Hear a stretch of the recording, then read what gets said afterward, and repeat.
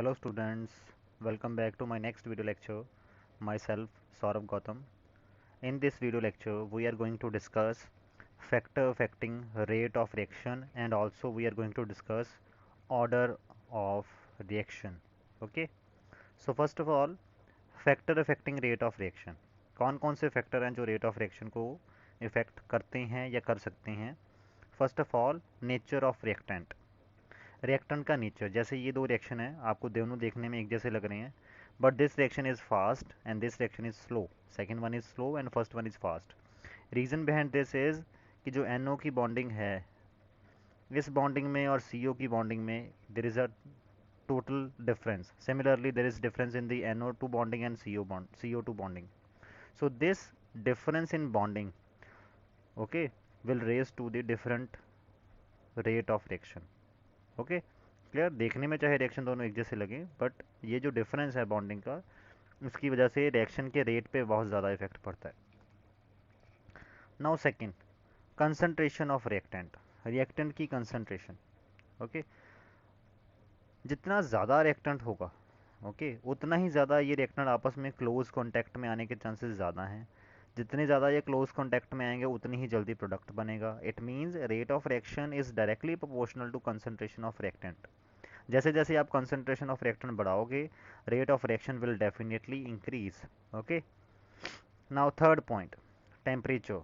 Okay, same temperature से number of collisions बढ़ती हैं. अगर हम कोलिजन थ्योरी लास्ट में हम पढ़ेंगे, कोलिजन थ्योरी, ये रिएक्शन क्यों ऑकर हो रहा है? जब क्योंकि NO और O2 की कोलिजन हो रही है, then there is formation of NO2. Okay, because reactant collide with each other, they form bond, then they give product. Okay, it means number of collisions are directly proportional to temperature. As you know, temperature जो है उसको बढ़ाने से kinetic energy बढ़ेगी molecules की, तो rate of reaction is directly proportional to temperature. Okay, it means if you raise temperature then rate of reaction will definitely increases. Okay, rate of reaction become almost double for 10 degree rise of temperature. अगर आप किसी temperature, किसी reaction का 10 degree Celsius से 10 degree से rise करते हो उसका temperature, then you will found that rate of reaction जो है वो ऑलमोस्ट डबल हो जाता है. Okay, fourth point is presence of catalyst. Catalyst का प्रेजेंट होना, कैटलिस्ट का प्रेजेंट होना. जैसे आपने ये रिएक्शन देखा होगा, N2 plus 3H2 is going to give 2NH3. इसको बोलते हैं हेबर्ट्स प्रोसेस. Okay, clear? इसमें iron as a catalyst use होता है. अगर आयरन कैटलिस्ट ना हो तो ये रिएक्शन वैसे नेग्लिजिबल अमाउंट में होता है, क्योंकि नाइट्रोजन और हाइड्रोजन खुद ब खुद कंबाइन तो करके अमोनिया बनाने से रहे. वैसे तो एटमॉस्फेयर में नाइट्रोजन और हाइड्रोजन कितनी सारी है, और यहाँ तो अमोनिया नहीं बन रही ना खुद ब खुद एटमॉस्फेयर में. क्यों? क्योंकि वहाँ पे आयरन एज अ कैटलिस्ट नहीं है. ओके, तो कैटलिस्ट का इंपॉर्टेंट रोल होता है स्पीड ऑफ रिएक्शन में. It increases speed of reaction without itself being consumed. Catalyst खुद तो कंज्यूम होता नहीं है, इसीलिए तो उसको कैटलिस्ट बोलते हैं. तो वो खुद रिएक्शन में इन्वॉल्व, मतलब रिएक्शन में इन्वॉल्व होके at the end of reaction वो एज इट इज़ बाहर आ जाता है. तो इट मीन्स जो कैटलिस्ट है वो स्पीड ऑफ रिएक्शन को बहुत ज़्यादा बढ़ा देता है. Okay, clear? Fifth, surface area of reactant. Greater the surface area of reactant faster is the reaction. ये तो आपने ऑब्जर्व भी किया होगा. जैसे आपने देखा होगा, अगर हम फिजिकल प्रोसेस की ही बात कर रहे हैं, जो पाउडर्ड शुगर है, ओके, पाउडर्ड शुगर जो है वो, जो पाउडर शुगर है वो जल्दी डिजॉल्व होती है मिल्क में as comparison to crystal sugar. Okay, clear? ये तो होगी फिजिकल प्रोसेस की बात. जैसे अगर आप आयरन की फिलिंग्स देखो, आयरन की छोटे छोटे बारीक बारीक दाने से आते हैं ना, आयरन फिलिंग बोलते हैं उसको. इन आयरन फिलिंग्स को बहुत जल्दी रस्टिंग हो जाती है इनकी. ओके, हालांकि iron rod will take some time for rusting. Reason क्या है? क्योंकि आयरन फिलिंग के केस में सरफेस एरिया ज़्यादा है. जितना ज़्यादा सरफेस एरिया होगा, चाहे आपने सेम अमाउंट ऑफ आयरन लिया, मान लो 10 kg आयरन और 10 kg आयरन की फिलिंग, दोनों में से इसकी रस्टिंग फास्ट होगी, इसकी स्लो. क्योंकि 10 kg आयरन फिलिंग की यहाँ पे जो जो छोटे छोटे पार्टिकल हैं, इनकी वजह से area of exposure, surface area of exposure of iron बढ़ जाता है, जिसकी वजह से रिएक्शन फास्ट हो जाता है. Surface area of reactant greater the surface area faster is the reaction.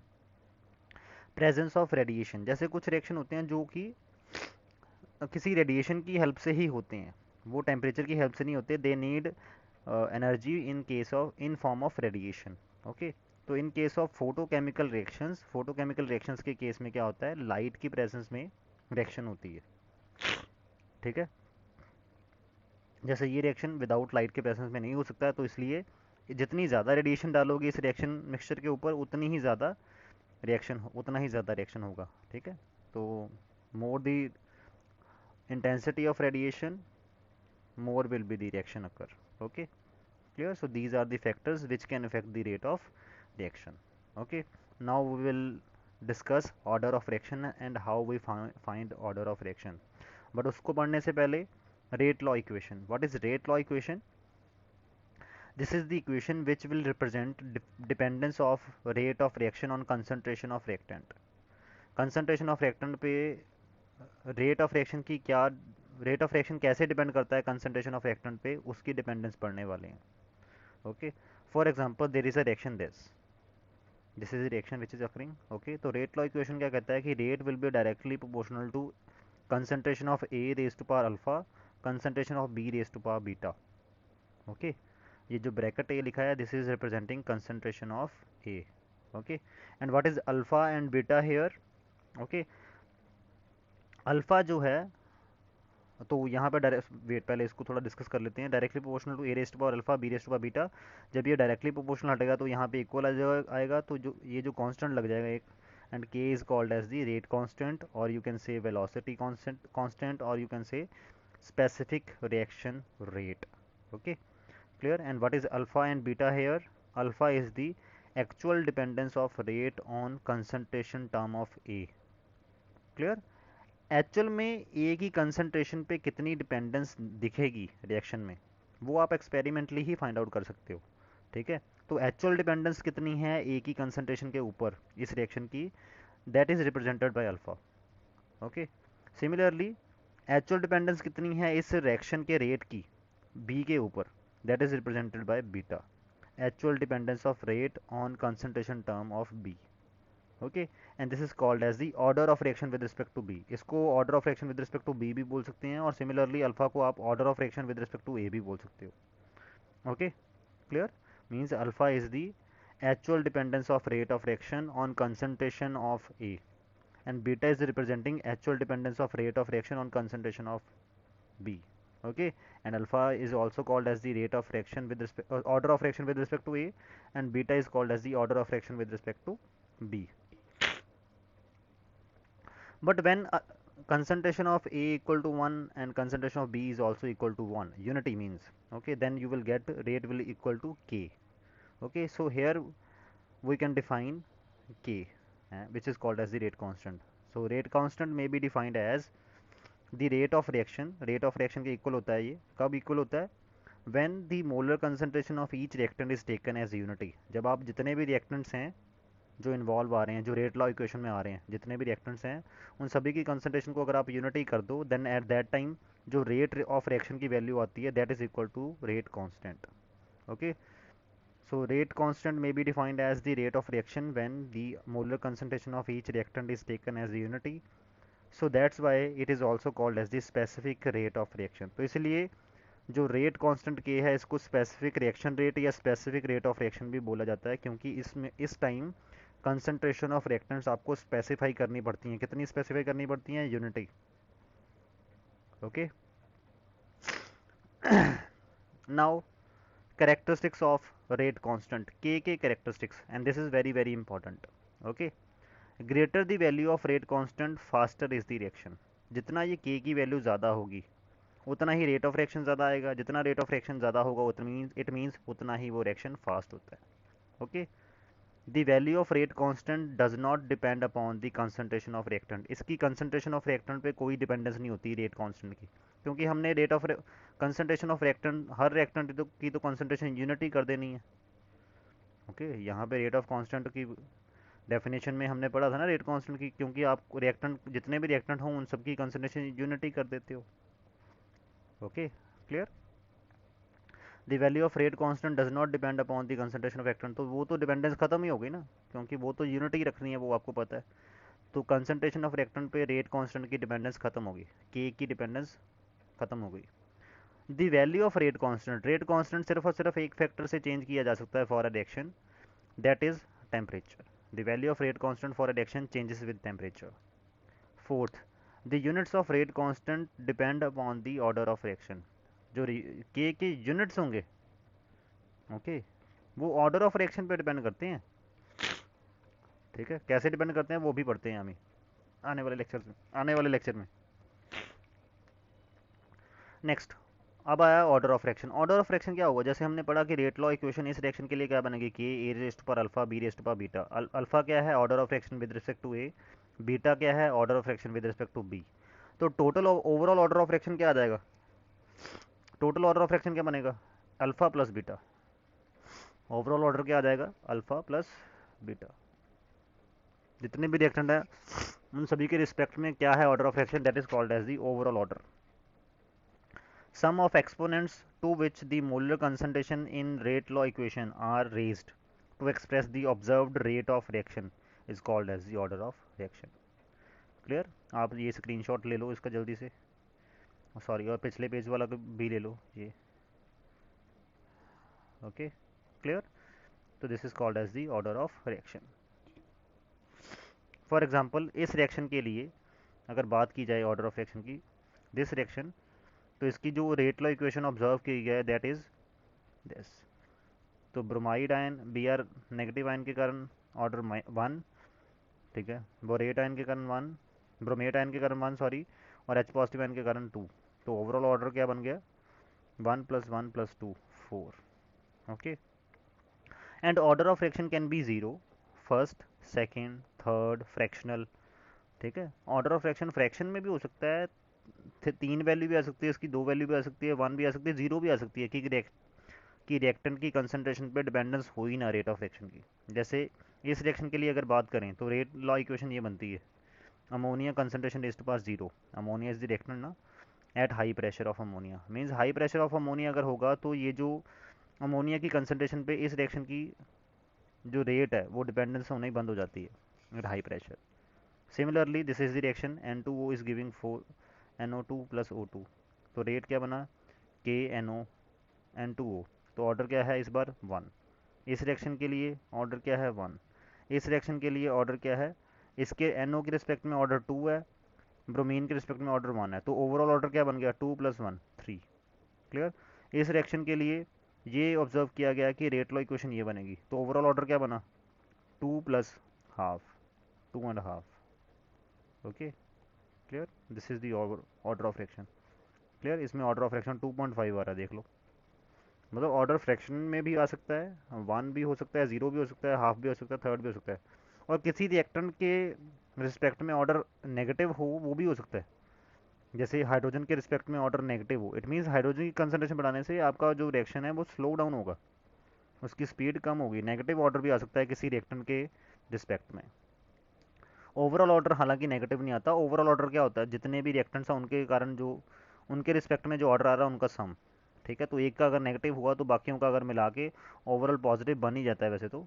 ठीक है, बट किसी एक स्पेसिफिक रिएक्टेंट के अकॉर्डिंग वो नेगेटिव भी हो सकता है। उसका मतलब क्या होता है कि उस रिएक्टेंट की कंसंट्रेशन बढ़ाओगे तो रेट ऑफ रिएक्शन कम हो जाएगा। Okay, clear. You can take screenshot of this page also. Okay, now एक क्वेश्चन हमारे दिमाग में आता है, how to find order of reaction experimentally.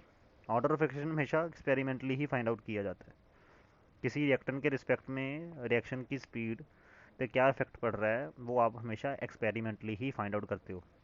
जो ए रेस्ट पर अल्फ़ा बी रेस्ट पर बीटा है, ये जो अल्फ़ा और बीटा है इसको एक्सपेरिमेंटली फाइंड आउट किया जाता है। कैसे का फाइंड आउट किया जाता है वो हम आने वाले लेक्चर्स में पढ़ेंगे। तो नेक्स्ट आपके पास आता है यूनिट्स ऑफ रेट कांस्टेंट। जैसे अभी बात हुई ना कि रेट कांस्टेंट के जो यूनिट हैं वो डिपेंड किस पे करते हैं, ऑर्डर पे। ठीक है, कैसे अब देखते हैं। Rate of reaction is equal to K concentration raised to power N, where N is the overall order. Okay, and concentration का यूनिट क्या होते हैं आपको पता ही है, और एन क्या है, ऑर्डर। के यूनिट्स क्या बनेंगे, rate divided by concentration raised to power N. Rate के यूनिट्स क्या होते हैं, मोल पर लीटर पर सेकेंड, और कंसंट्रेशन मोल पर लीटर होती है उसकी पावर एन। ओके, तो के यूनिट क्या बन जाएंगे, मोल पर लीटर की whole power 1 - n, where N is the order of reaction per second. तो एन की वैल्यू पुट करते जाओ, आपके पास ऑर्डर ऑफ रिएक्शन की वैल्यू आती जाएगी। For example if N equal to 0, मतलब 0 ऑर्डर रिएक्शन, तो के यूनिट्स क्या बनेंगे, मोल पर लीटर 1 रेस्ट पर 0, और सॉरी पर litre rest power 1 - 0 per second, मतलब मोल पर लीटर पर सेकेंड। तो अगर के यूनिट ये हैं तो इट मीन्स समझ जाओ कि ऑर्डर ऑफ रिएक्शन क्या है, 0। अगर n इक्वल टू 1 आ जाए तो, अगर फर्स्ट ऑर्डर हो तो के यूनिट्स क्या आएंगे, mole per litre raise to power 1 - 1, n की वैल्यू अब 1 है ना, पर सेकेंड, मतलब मोल per litre raise to power 0 per second. Something raise to power 0 1 होता है ना, तो तब के यूनिट्स क्या आएंगे, पर सेकेंड। तो अगर ये आए तो इट मीन्स फर्स्ट ऑर्डर है, अगर ये यूनिट्स आ जाएँ के इट मीन्स वो सेकेंड ऑर्डर है। सिर्फ यूनिट्स देखोगे आपको ऑर्डर ऑफ रिएक्शन पता लग जाता है। ठीक है, जो के यूनिट्स हैं वो कैसे डिपेंड, किस पे डिपेंड करते हैं, ऑर्डर ऑफ रिएक्शन के ऊपर। ठीक है, अब कुछ एक न्यूमेरिकल्स करके देखते हैं हम। ओके, जैसे first problem is for a homogeneous decomposition of N2O5 into NO2 and O2, this is the reaction and rate of reaction जो है ये बनेगा। ठीक है, ये फर्स्ट लेक्चर में समझाया था कि रेट ऑफ रिएक्शन कैसे निकल सकता है, क्लियर। बट आज वाले रिएक्शन में कैसे समझाया है, रेट लॉ इक्वेशन के अकॉर्डिंग रेट ऑफ रिएक्शन के लिए एक्सप्रेशन क्या बनता है, कि रिएक्टेंट रेज टू पावर उसका ऑर्डर। ओके, तो यहाँ पे इसमें के N2O5 raise to power 1 means order of reaction 1 है। तो find out the order of reaction. तो आपने रेट निकालने के लिए एक तो फॉर्मूला ये हो गया जो पिछला फॉर्मूला बताया था, एक रेट लॉ इक्वेशन होगी, रेट इज इक्वल टू के N2O5 raise to power order, यहाँ पे ऑर्डर 1 है। ठीक है, तो find out the order of reaction. तो आपने क्या देखा, as rate is given this, तो rate of reaction depend upon the 1 concentration term of N2O5 and order with respect to N2O5 क्या बन रहा है 1, क्योंकि इसकी पावर 1 है। तो इट मीन्स ऑर्डर क्या है, ओवरऑल ऑर्डर भी क्या होगा 1। ठीक है, now second, calculate the overall order of reaction with which has the rate expression this and this. ठीक है, तो रेट ऑफ रिएक्शन के इसके लिए ओवरऑल ऑर्डर क्या बनेगा कि ए के रिस्पेक्ट में ऑर्डर कितना है हाफ, बी के रिस्पेक्ट में ऑर्डर कितना है 3/2, ओवरऑल ऑर्डर क्या बन जाएगा 2, दोनों का सम कर दो। इसमें सेकंड वाले में ए के रिस्पेक्ट में ऑर्डर क्या है 3/2, बी के रिस्पेक्ट में -1, वो आ गया ना, बी के रिस्पेक्ट में -1 मीन्स बी की कंसनट्रेशन बढ़ाओगे तो रिएक्शन रेट कम होगा। ठीक है, बट यहाँ पे ओवरऑल ऑर्डर क्या बनेगा, ओवरऑल ऑर्डर पॉजिटिव बन रहा है ए प्लस बी, तो ओवरऑल ऑर्डर बन गया half. Okay, clear. So next numerical, the rate law equation for the reaction is found to be this, ये है आपके पास रेट लॉ इक्वेशन किसी रिएक्शन के लिए। वो बोल रहे हैं how would the rate of reaction change when, reaction rate of reaction पे क्या इफेक्ट पड़ेगा जब, first of all concentration of H positive ion is doubled. अगर concentration of H positive ion double करोगे तो H पॉजिटिव आयन की power 2 हो जानी है ना। ठीक है, चलो पहले इसको देख ही लेते हैं। और क्या करना है, concentration of I negative ion is half, concentration of nitrate ion, I negative ion और H positive ion are tripled. तो देखते हैं क्या क्या इफेक्ट होता है। मान लेते हैं इनिशियल कंसंट्रेशन जो है नाइट्रेट आयन की A है, आयोडाइड आयन की B है, H पॉजिटिव आयन की C है। तो रेट का फॉर्मूला क्या बन गया, K × AB C², यही बना ना, इसको A बोल दिया, इसको B बोल दिया, इसको C बोल दिया और उसकी पावर 2 भी है। ठीक है, और फर्स्ट पार्ट में क्या बोला है कि H positive ion is double, H positive ion की कंसंट्रेशन को डबल कर दिया। ओके, तो H पॉजिटिव आयन को डबल करने का मतलब क्या है कि अब आपके पास H पॉजिटिव आयन कितना है 2C। ओके, तो न्यू रेट ऑफ रिएक्शन क्या बनेगा KAB, और यहाँ पे C नहीं लिखना, अब C की जगह 2C हो गया, 2C की पावर 2 हो जाएगी। तो क्या बन गया 4KABC2, और KABC2 की पावर 2 जो है ये क्या है, ये पुराना रेट है, इट मीन्स 4 टाइम्स। जो नया रेट है concentration of H positive ion double करने के बाद जो नया रेट आएगा वो भी वो 4 टाइम्स होगा पुराने रेट के, पुराने रेट से 4 गुना होगा। अगर I नेगेटिव आयन की कंसंट्रेशन हाफ कर दें तो अब आपने B को क्या कर दिया, B is not B now, B is B/2। तो अब ये पुट करोगे you will gate half KAB²। तो इट मीन्स जो रेट ऑफ रिएक्शन जो है वो पुराने के कंपेरिजन में हाफ हो जाएगा। अब क्या किया, इन सभी की कंसंट्रेशन को ट्रिपल कर दिया, नाइट्रेट आयन ट्रिपल कर दिया, मतलब 3A हो गया, आयोडाइड आयोडाइड आयन 3B हो गया और H पॉजिटिव आयन 3C हो गया। क्लियर। तो यहाँ से न्यू रेट ऑफ रिएक्शन क्या आ गया, आपने A की जगह 3A पुट करना है, B की जगह 3B पुट करना है, C की जगह 3C पुट करना है और ऊपर से उसका तो स्क्वायर भी होना है। तो ओवरऑल क्या बन गया 81 KAB²। ओके, तो 81 इंटू KAB² का मतलब क्या है, ये पुराना रेट है तो 81 टाइम्स। तो जो नया रेट आएगा, new rate will B 81 times of the old one, old rate जो कि ये वाला था। Okay, clear. सो एक और लास्ट क्वेश्चन, उसके बाद ये वाला आप खुद करोगे। Sample problem 4, the rate of gases reaction is halved when the volume of vessel is doubled. Volume double करने पे रेट ऑफ रिएक्शन जो है वो हाफ हो रहा है। What is the order of reaction? मान लेते हैं कि रिएक्शन ये है, ए इज़ गिविंग प्रोडक्ट्स, ठीक है। जो वेसल, जो क्लोज वेसल है जिसमें आपने रिएक्शन करवानी है, वो रिएक्शन मान लो ये वाला रिएक्शन हो रहा है, A is giving products, okay. And order of reaction मान लेते हैं कि एन है, n is the order of reaction, okay, clear.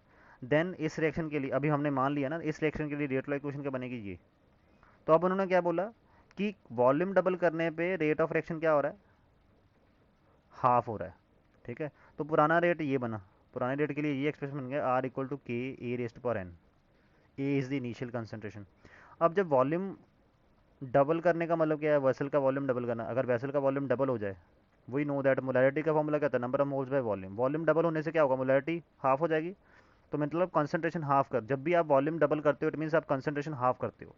तो ultimately when the volume of vessel is double it means molar concentration is half.